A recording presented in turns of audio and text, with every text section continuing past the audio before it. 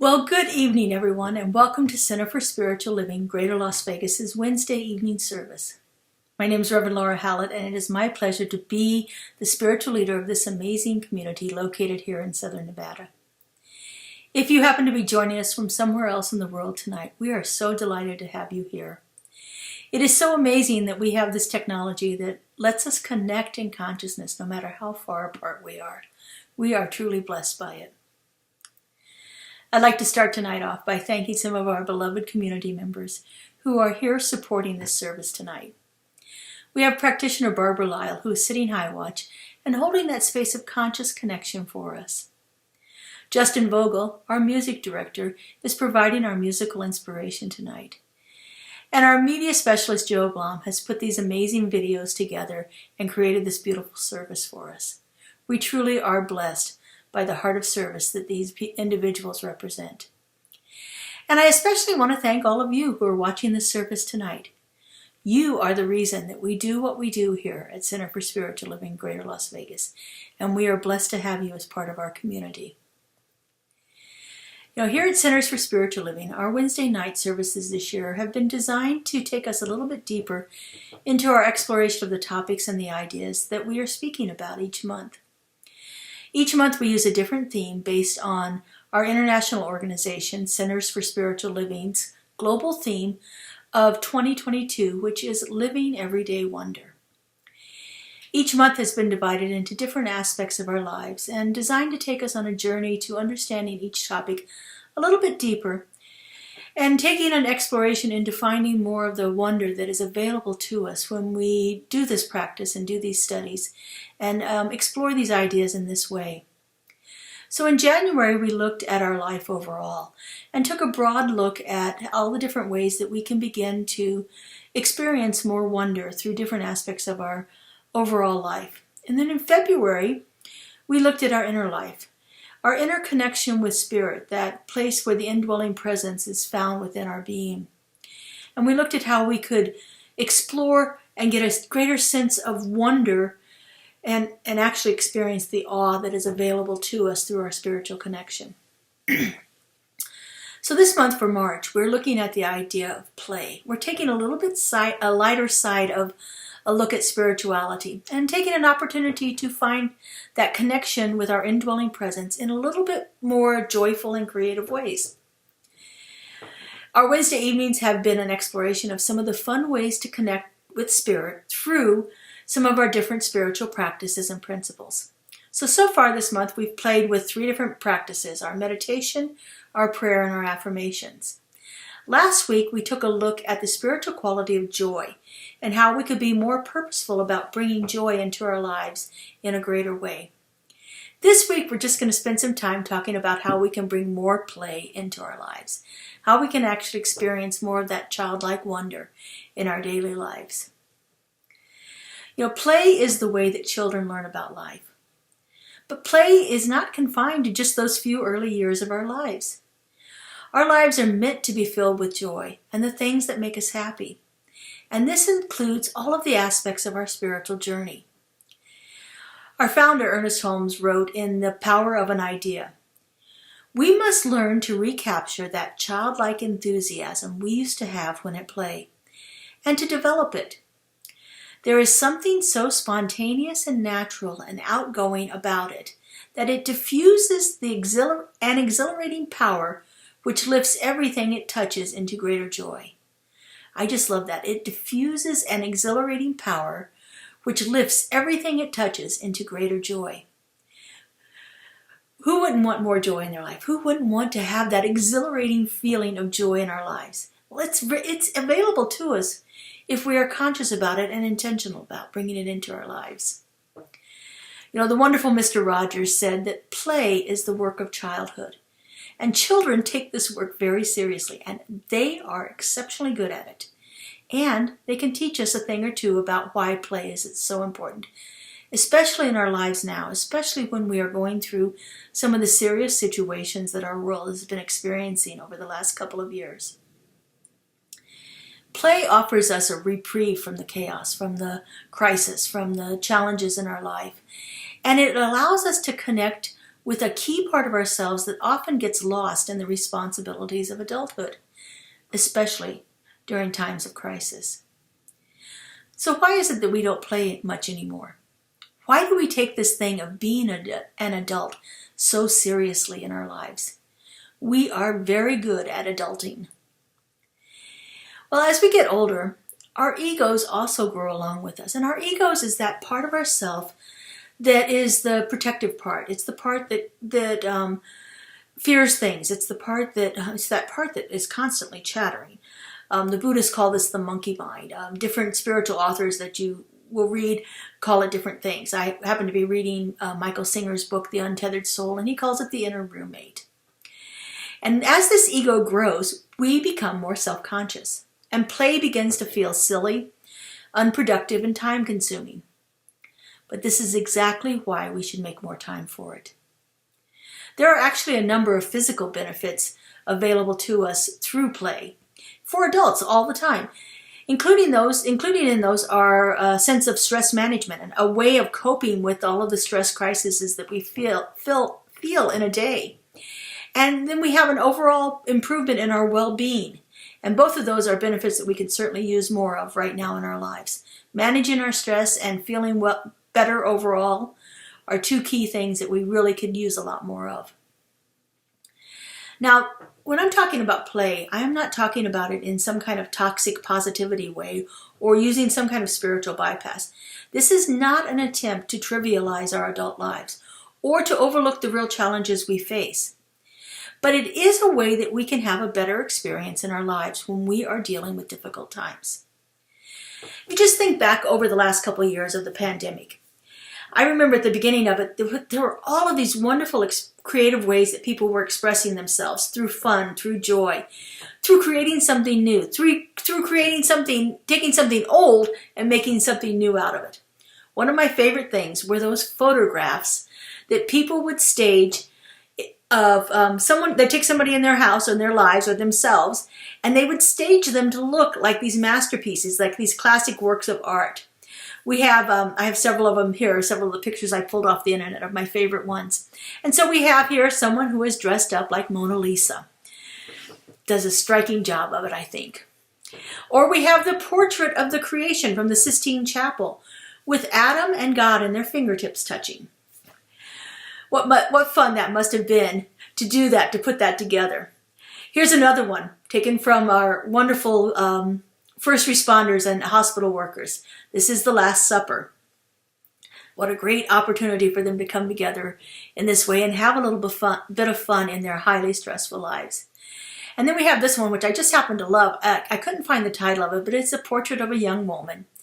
And of course, you remember, all remember how important toilet paper became in our lives. And so what a fun way that was to recreate these portraits, masterpieces of classical portraits, and do them in a fun way. I mean, I can't imagine the fun that they must have had playing with that.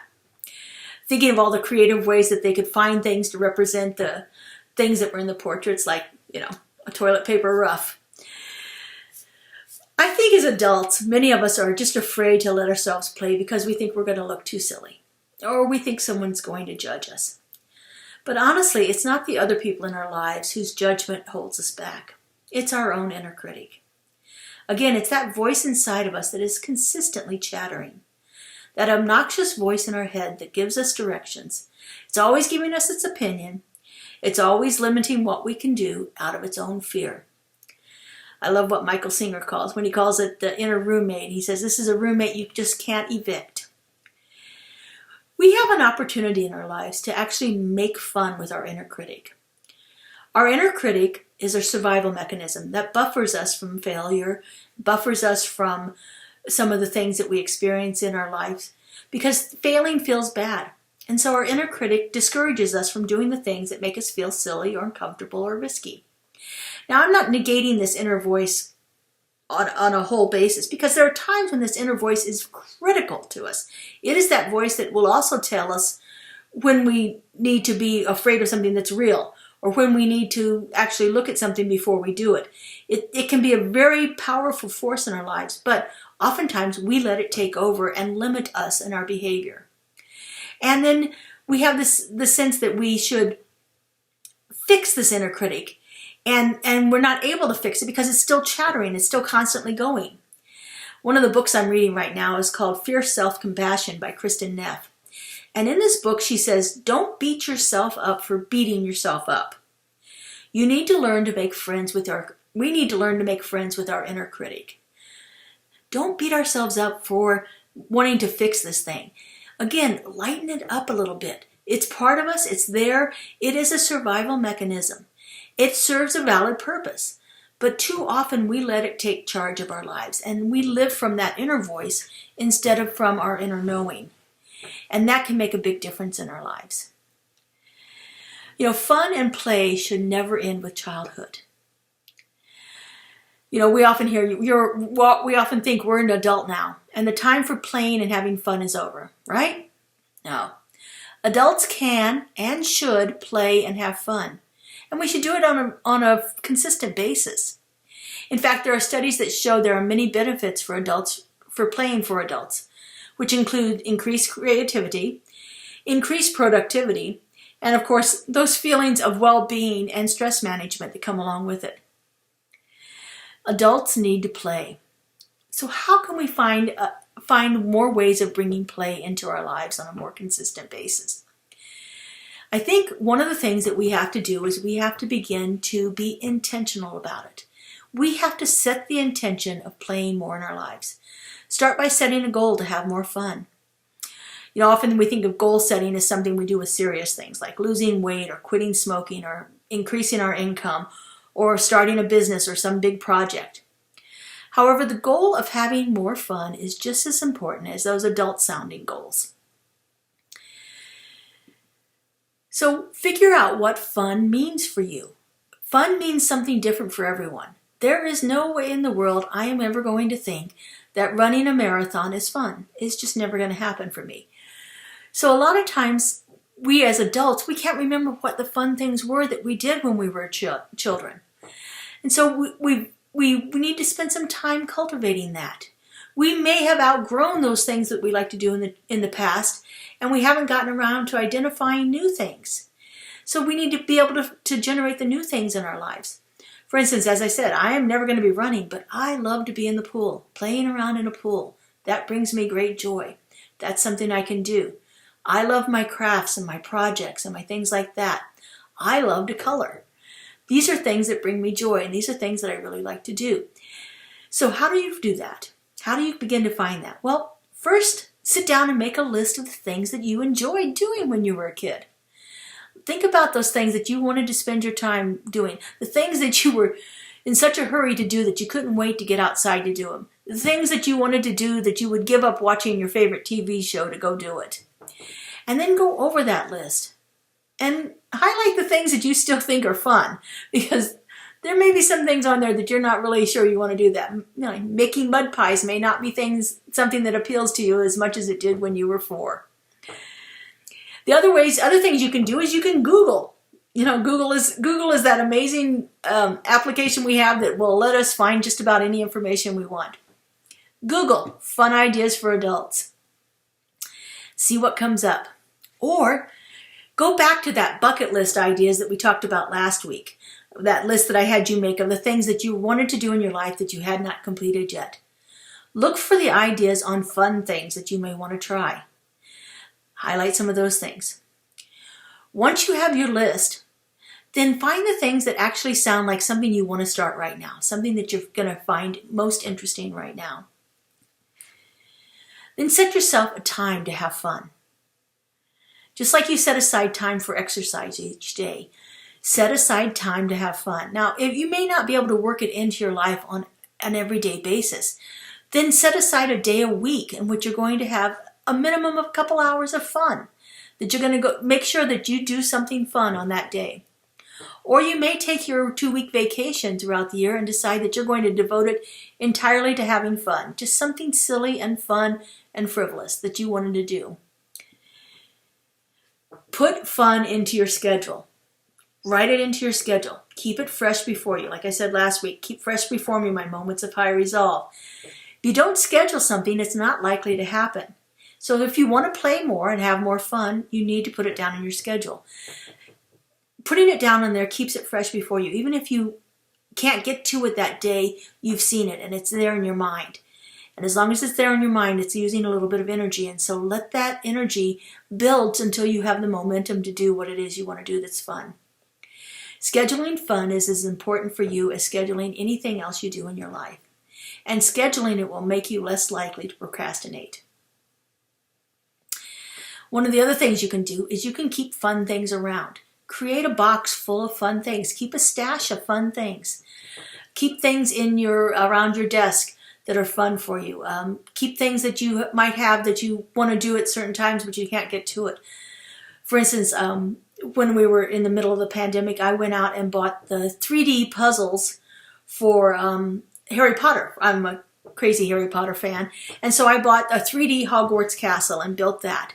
And then, of course, I had to go get the Hogwarts Express train and set the track up around my 3D castle, which was really fun. So find jigsaw puzzles. They're great fun things for you to have. I know lots of people who keep them out on like a dining room table that they don't use very often, and they just go over and work on their puzzles a little bit. As I said earlier, I love coloring, so I keep coloring books around. And I keep nice special tools to use to color with it. I happen to like really good colored pencils, and that's what I use. For my niece, she loves smelly markers, and so we buy her smelly markers that she loves to color with. Another thing that's fun to have around, great to pull out at any time, is Play-Doh. Play-Doh is such a great tool for just getting out of the seriousness of life.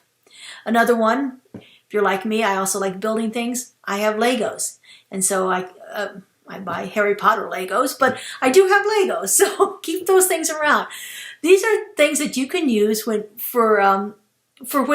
there's times when you just really need to pamper yourself a little bit, when you just need to really take a break away from the seriousness of your life. Those nights that you feel like you might want to pull your covers over your head and never come back out again. Have these things available. Have these things readily available so that you can actually tap into them when that opportunity comes. So create a play box for yourself.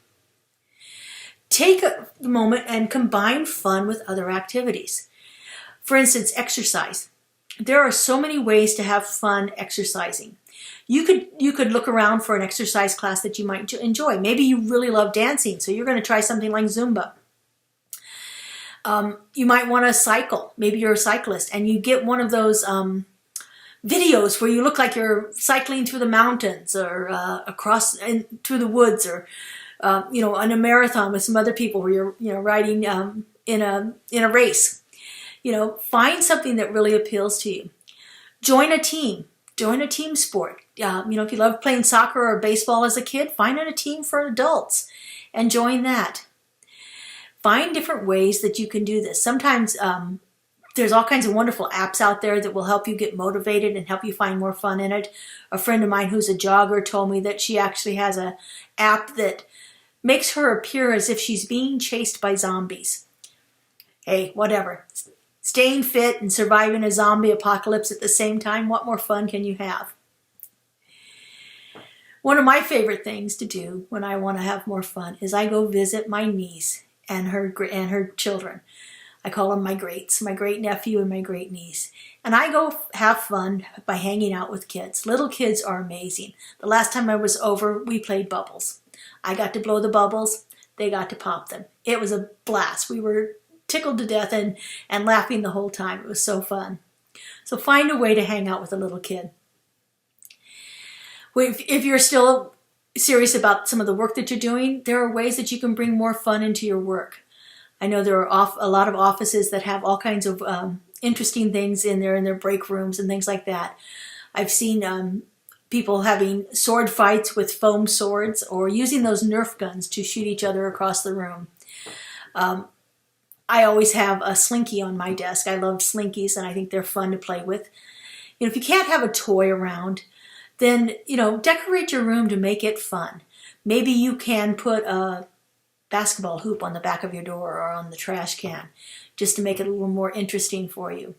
Another thing you can do is, like that play box that I talked about earlier, Have some stuff in a drawer in your desk. I keep a coloring book in my desk drawer all the time. Times when I can just take it out. And it is a beautiful little break. It's 5-10 minutes of sitting there coloring, and it just takes me out of the stress that I'm in at that moment. So find some ways to have fun at work. Find a fun friend to be with. Find someone that you want to hang out with who is actually serious about having fun in their lives. You'll be able to learn to relax a little bit more. You'll be more spontaneous.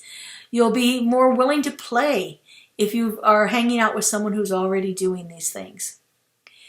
And for those of you that are in a committed relationship, instead of just going out on a date with your partner, go out on a play date. You don't have to go to a dinner and movie. Instead, you could go to a theme park or go on a scavenger hunt or go to the park and swing on the swings.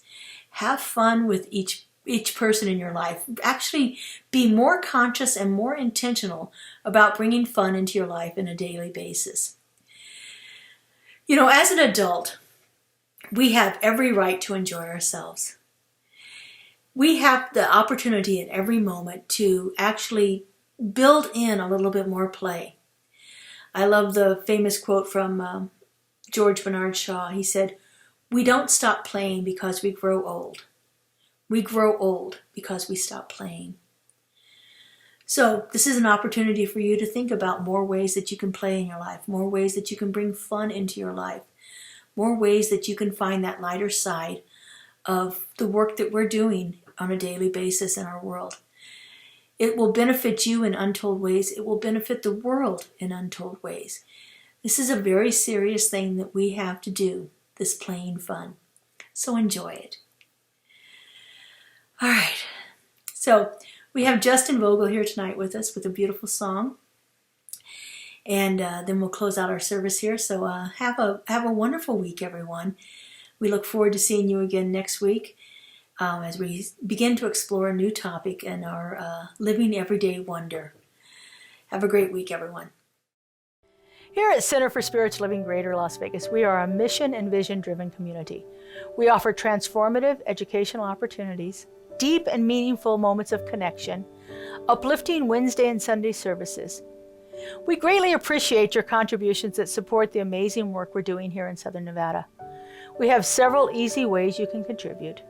We have text to give. Simply text the amount of your donation to our text to give number and you'll be prompted to enter your information. There's a link to our online donation page posted below this video where you can contribute by debit or credit card. And of course, you're always welcome to send a check to our office if that works better for you. All of your contributions go to support the great work that we're doing here in Greater Las Vegas community.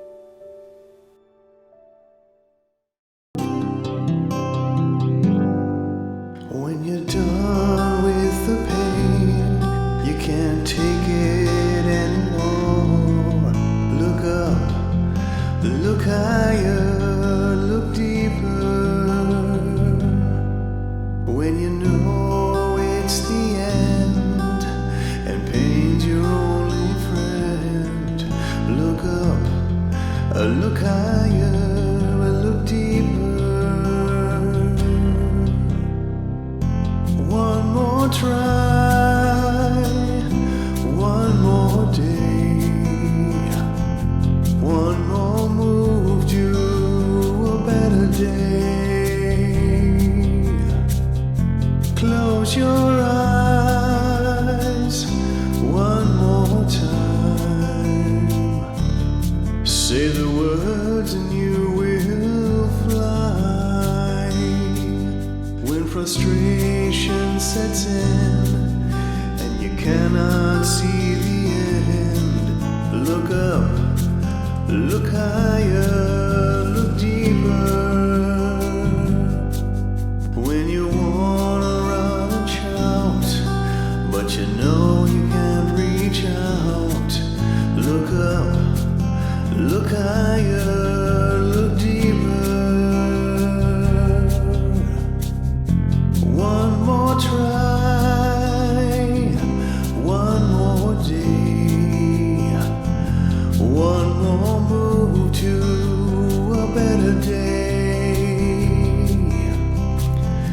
Close your eyes one more time.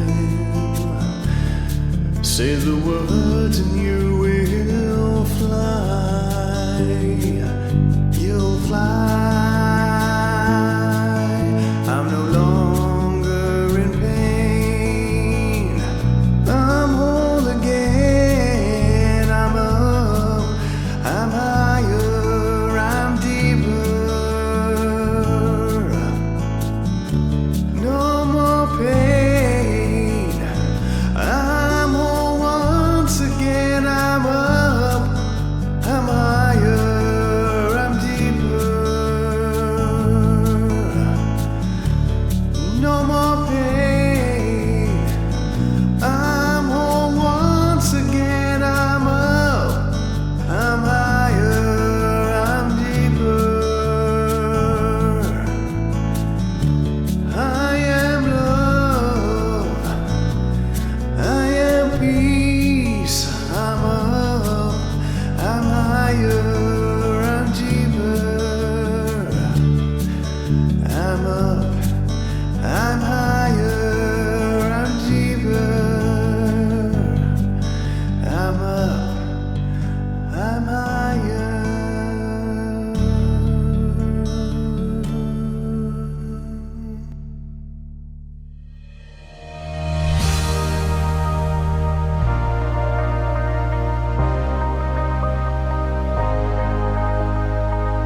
The monthly publication, Science of Mind magazine, is a treasure to be read and contemplated. Along with in-depth articles, there is a day-to-day spiritual support to be gleaned from its daily guides. Licensed practitioner Lynn Frankenberger hosts Adventures in Faith every Tuesday at 11 a.m. on Zoom, and you're invited to join in. This is a weekly group discussion that focuses on those daily guides and how to apply them. Check Facebook and our weekly newsletter for more details. Oh, wind, the beginning,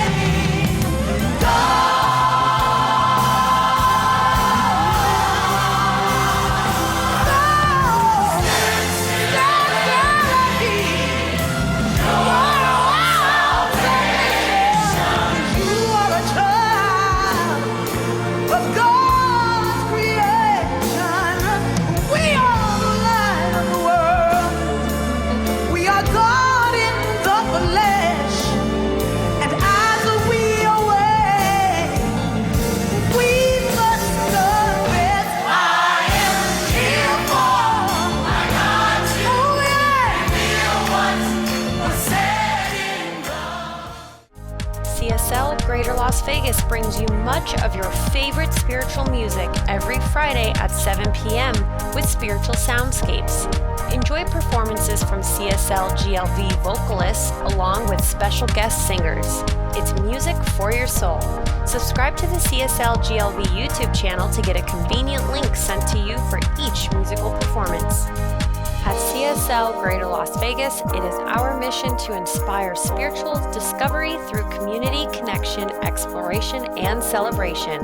This mission supports the all-inclusive vision of Centers for Spiritual Living worldwide, in which we envision a world that works for everyone and all of creation.